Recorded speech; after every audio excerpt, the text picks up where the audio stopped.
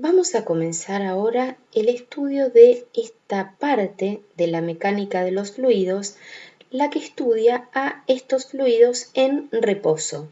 Se suele denominar hidrostática o justamente estática de los fluidos.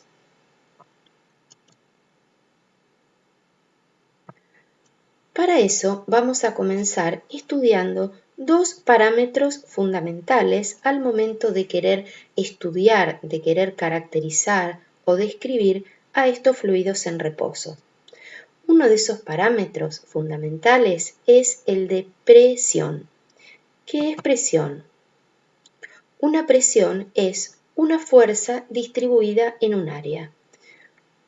El valor de una fuerza justamente por unidad de área. Más precisamente, podríamos pensar en que puede ser que en una cierta área relativamente grande, la fuerza no fuera lo mismo en las distintas partes de ese área. Entonces, más específicamente, vamos a definir la presión como la fuerza diferencial que esté actuando sobre un área pequeña, también sobre un área diferencial. Las unidades o la unidad para fuerza en el sistema internacional será unidad de fuerza Newton sobre unidad de área metro cuadrado.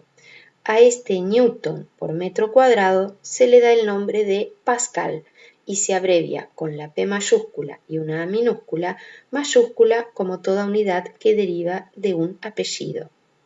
¿Por qué este globo no se está reventando a pesar de que está apoyado sobre una serie de clavos?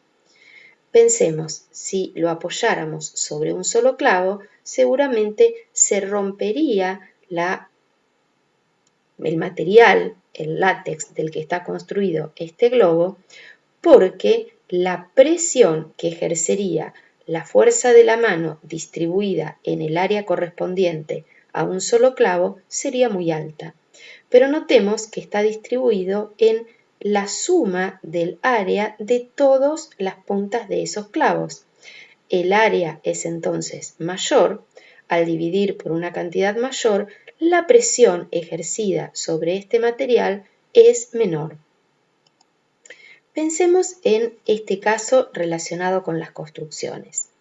Pensemos que tenemos una estructura de hormigón formada por columnas y losas, básicamente. ¿Qué carga está soportando cada una de estas columnas? Por ejemplo, las de este nivel, este segundo nivel, están soportando básicamente en este momento que el edificio no está terminado, está soportando el peso de esta losa y el propio peso de la columna. En realidad, el peso total de la losa está distribuida en todas las columnas, seguramente no de manera uniforme en todas las columnas. Pero en definitiva, cada una de estas columnas lleva su propio peso y parte del peso de la losa. Lo mismo con estas que llegan a terreno natural. Cada columna soporta una parte del peso de este nivel, el peso de esta otra losa y su propio peso. Esa carga que está actuando sobre esta columna es soportada por una cierta sección de determinada superficie de este material, en este caso hormigón armado. Y la columna está siendo con esas dimensiones perfectamente capaz de soportar esa carga que está transmitiendo. Ahora bien, ¿qué ocurre cuando llega al suelo, cuando llega al terreno natural? Lo que vemos es que la manera en la que se resuelve esa vinculación entre la columna de hormigón y el terreno natural es a la vez de este elemento que se llama zapata o base de esta columna.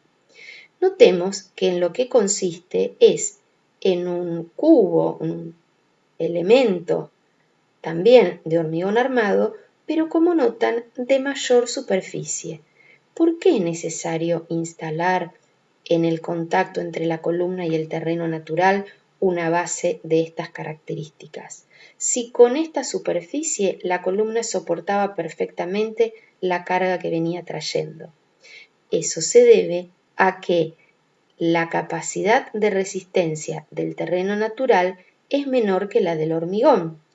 Entonces se debe agrandar la superficie en la que se va a distribuir la carga que viene trayendo la columna para que al aumentar el área disminuya la presión y la presión que se transmita al terreno natural sea menor que la que viene soportando la columna, para evitar un posible efecto de punzamiento, de que esta columna pudiera hundirse en el terreno natural, siendo el terreno natural incapaz de resistir esta carga, que no es más que también una fuerza distribuida en un área que llevaba la columna.